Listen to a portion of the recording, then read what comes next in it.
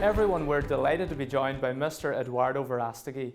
Eduardo, great to have you at the Rally for Life. Thanks for taking the time. Can you tell us, first of all, how does a Hollywood actor and a producer end up as a pro-life activist as well? It was in 2004. Alejandro Monteverde told me, I have the perfect story for you, Eduardo. I wrote it. It's based on a true story. And it's going to be called, well, in the beginning was a different name, but later the title was Bella. And it's a very powerful story because not only talks about the importance of life, but adoption, elevates the dignity of Latinos living in the United States, has elements of faith. So it has it's very it's very complete. So at that time, I was more in the world. I was very lost before we opened this production company. And somehow when I was preparing for my role, and for those who haven't seen the movie, it's about this man who had everything, but something happened in his life, and then he lost everything. But in losing everything, he found everything that matters in life. And at the same time, is this other woman who is pregnant, and she sees abortion as her only exit. And my character Jose helps her not to do it, and he ended up adopting her little child. So I thought, you know what? If she wants to have an abortion in the movie, what I'm going to do, because I'm a method actor, I'm going to an abortion clinic, and I'm going to bring my, piece of paper, my pencil, and I'm going to interview a few girls, and I'm going to write down everything that I'm going to hear from them, and I'm going to prepare my role so I can, switch judgment for compassion and love, and hopefully I will learn something. So when I got there in Los Angeles, California, this young lady asked me for an autograph. Her name Lorena. When she looked at me and she asked me, "What are you doing here?" I said, "Well, I'm working on a movie, but forget about me. What are you doing here?" And she tells me, "Well, I'm pregnant, and 4 months, and I can't have this baby." Next thing you know, I forgot about my movie, and I started talking to her for an hour. And that was my first time ever outside of an abortion clinic talking to someone that I didn't know. And I said, "Listen, I don't believe in accidents. There's more than 7 billion people floating in this planet, and everything that happened for you and I to be here talking, we need to pay attention to all the signals here. But listen, what's the reason behind?" And she explained me, all the reasons. And I told her, "Listen, I want to help you. I feel like you're my sister now, and we're family." And of course, we took a picture. I gave her the autograph that she asked me.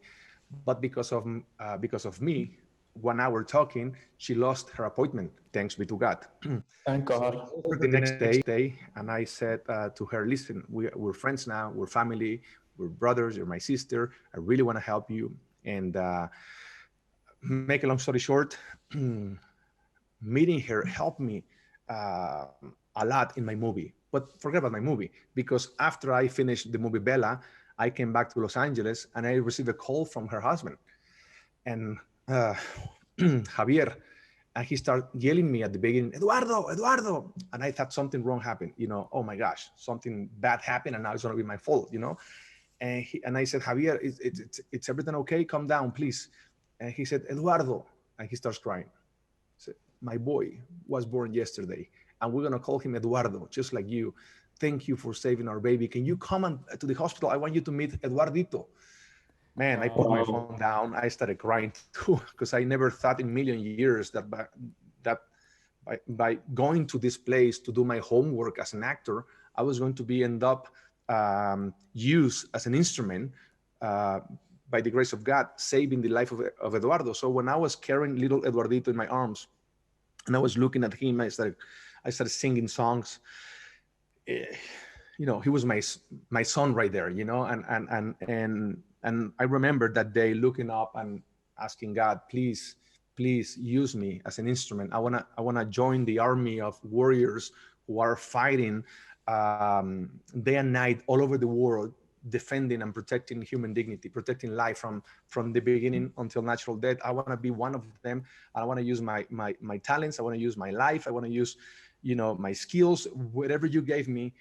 I want to give back to you and to humanity. So please use me. And that's how I started my life, whatever. And this movie not only saved little Eduardito, by the grace of God, thousands of human lives right now are here by the grace of God, because this little movie called Bella that has changed the lives of so many people, including my own life. That's so special, Eduardo, and it's incredible to hear the good fruit that came immediately from your acting career. I suppose you're acting in Bella, but also from the movie itself. So tell us, what have you been up to since Bella? Because I know you have a number of different initiatives that you've been working on for years to help women who are in crisis. Yes, well, you know, uh, after that experience, I started going every Saturday to different, you know, abortion centers in Los Angeles, especially in this Latino Hispanic neighborhood. I learned that there was 10 abortion centers within 1 mile. So I started going to every Saturday to all these places with my friends and saving lives. And I got addicted to just go there every Saturday for hours. And because I thought there is nothing better.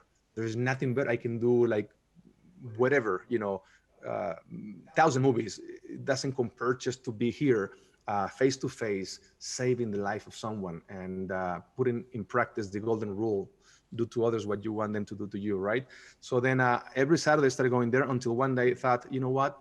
Um, we need a pro-life center here in the middle of all, in the middle of these 10 abortion centers.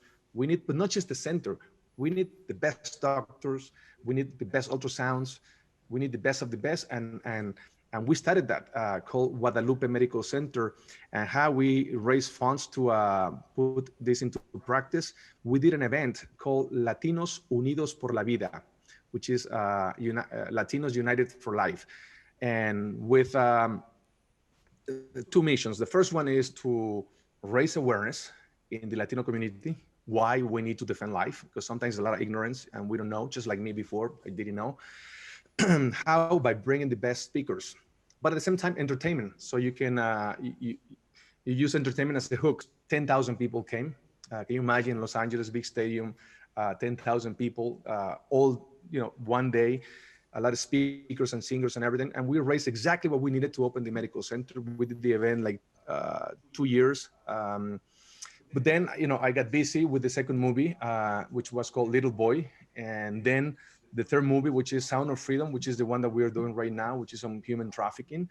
In Mexico in particular, and finally, I suppose, because I know you're a busy man, you have lots to do, what is the situation there? Because it's a country that has had pro-life laws for so long. Are they under threat at the moment? The good news is the majority of Mexico, 80% or more of the Mexican family here in our country, they are pro-life, pro-family, pro-religious liberty, pro-marriage, pro-moral values. What's the bad news then? We are not well organized. We are not articulated. We are not, we don't know how to work together. And the other side, they are the minority, but they make a lot of noises. The good news is we are going to start a new tour very soon with the new movie, Sound of Freedom. So we can, invite everyone in Mexico to be part of this movement that is going to defend, human rights, but is going to create bridges of opportunities between all the organizations that are fighting for different things, children in the streets, everything that I mentioned before. So let's all work together and let's make Mexico, better and better every day, but starting from the education with the moral values. Because if we don't have the moral values and our spiritual life rooted in God, then there's no way we are going to survive, Well, Eduardo, it's so inspiring what you're doing, to be quite honest, and we wish you all the very best from Ireland. And thanks for being with us at the Rally for Life. Well, hermanos, I just want to tell you that I'm going to be, I've been praying a rosary every day live on my Facebook and YouTube since we started this since the pandemic started, with 20 to 60,000 people from different parts of the world, and I do it in Spanish. So I'm going to be praying the Rosary live in the next hour, and I want to tell you that you're going to be in my prayers every day, Ireland, and especially all the good people who are fighting for life. I promise you that you will be in my every day, my daily prayers, and I just ask you for the same, to pray for me so I can be faithful to God every day for the rest of my life. God bless you guys, and I hope to come to your country very soon. Thank you, Eduardo. God bless you.